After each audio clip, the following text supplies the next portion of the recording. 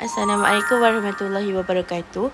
Nama saya Wan Nur Aida Nabila binti Wan Muhammad Suhaimi. Nombor matrik 08884. Saya ingin kupas tentang krisis akhlak dan kehilangan adab menurut analisis pemikiran al-atas. Antara isi kandungan yang akan dikupas dalam video ini adalah: yang pertama, biodata al-atas; yang kedua, realiti krisis; yang ketiga, gagasan kehilangan adab; yang keempat, masyarakat dan racun sekularisasi; yang kelima, mahasiswa dan kekeliruan ilmu; dan yang keenam adalah kesimpulan dan jalan keluar. Dan di sebelah kanan, seperti yang kita dapat lihat, itu adalah buku gagas Muhammad Nakib al-Atas, iaitu Islam dan Sekularisme. Biodata tokoh secara ringkas.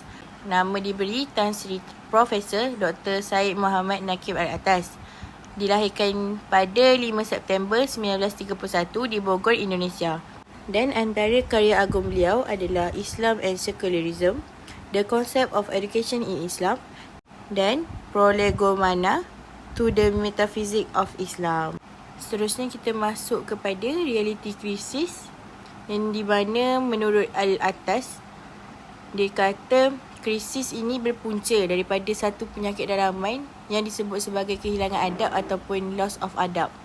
Sebagai contoh, rasuah, ketidaksantunan mahasiswa dekat media sosial. Macam mana gagasan kehilangan adab ni boleh berlaku? Yang pertama, keadilan dan tempatnya. Adab ni bukan perkara yang boleh kita buat main-main. Sebelum kita menuntut ilmu, kita perlu mempelajari adab terlebih dahulu, barulah kita menuntut ilmu. And barulah ilmu tu akan berkat dalam hidup kita. Yang kedua adalah kesan kehilangan adab. Bila adab ni tak dipraktikkan dalam sesuatu kelompok, especiallynya mahasiswa, akan melahirkan pemimpin yang tidak amanah, tidak adil, yang menyebabkan sesuatu organisasi negara tu akan mundur.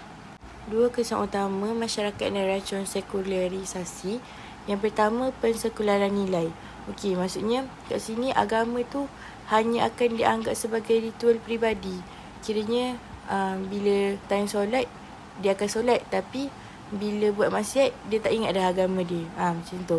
Yang kedua, kemurtadan terpendam. Cara kita berfikir mengikut acuan barat sekular tu, walaupun nampak pada luaran tu seorang yang beragama. Seterusnya, mahasiswa dan kekeliruan ilmu. Apa yang akan berlaku sekiranya masalah ini tak dibendung? Mahasiswa menjadi mangsa diislamisasi pemikiran. Apa tu diislamisasi?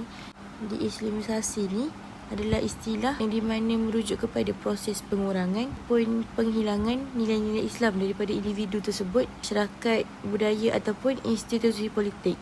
Ini adalah satu isu yang hangat yang saya boleh kaitkan dengan pemikiran al-Atas ini. UM memohon maaf atas kekhilafan yang berlaku dalam sebuah persembahan teater yang telah tular di media sosial memaparkan seorang lelaki dan wanita melakonkan babak intim dalam satu persembahan sekaligus menimbulkan pelbagai reaksi dalam kalangan masyarakat. Dalam satu kenyataan hari ini, UM berkata pihaknya memandang serius perkara itu serta mengambil maklum segala kebimbangan yang dibangkitkan.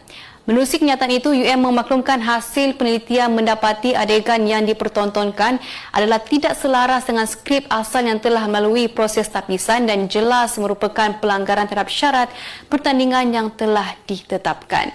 Sehubungan itu, UM memohon maaf atas kekhilafan yang berlaku serta sebarang kegusaran yang timbul. Apa yang saya dapat simpulkan dalam kalangan mahasiswa, iaitu pertembungan antara Islam dan juga sekularisme jelas mempengaruhi cara berfikir dan gaya hidup.